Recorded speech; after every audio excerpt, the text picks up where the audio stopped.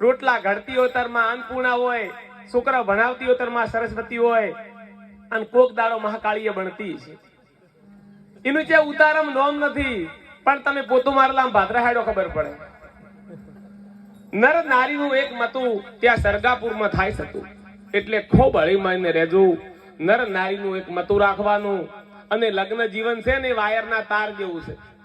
જેને હામા શેડા જૂટ્યા છે ને એને અજવાળે અજવાળું છે, અને જેને ઓટિયું છે એને કાયમ ભરાકાત હોય છે. એટલે એને માણી લેવાનું સાહેબ. લગ્ન જીવન ખૂબ માણવાનું સાહેબ. સંસારમાં મજા છે ને એ સંન્યાસમાં નથી, પણ લેતા આવડવી જોઈએ સાહેબ. ખાલી ખરેખર જો તમે આનંદથી રહો ને તો ખરેખર મોજ છે. એટલે નર નારીનું એક મતું રાખજો, ખૂબ એમને આદર ભાવ આપજો.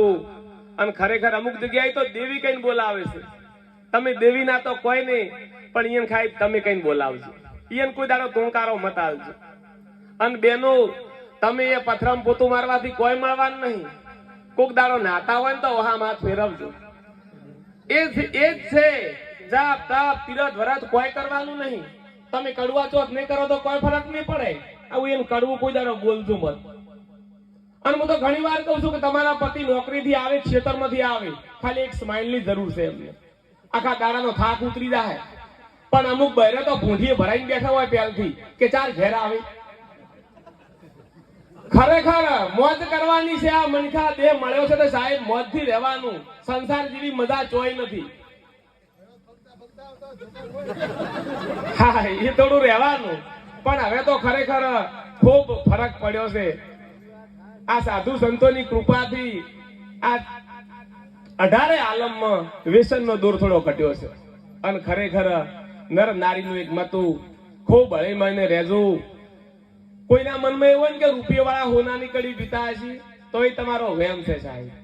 એ સાહની જ કડી ખોય છે. જેને દોત આલ્યા છે ને ભગવાન એને સાવવાનું હાલ છે. નિત નિત જગત જમાડે પ્રભુ મારો, નિત નિત જગત જમાડે.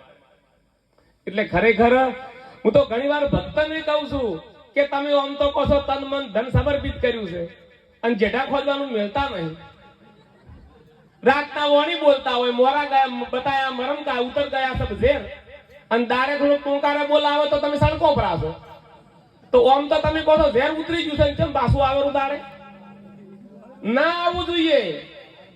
વાણી તો પાણી ભરે ચાર વેદ મજૂર, કરણી બિચારી શું કરે રહેણી ન ઘર દૂર. વિવેકની ખૂબ જરૂર છે.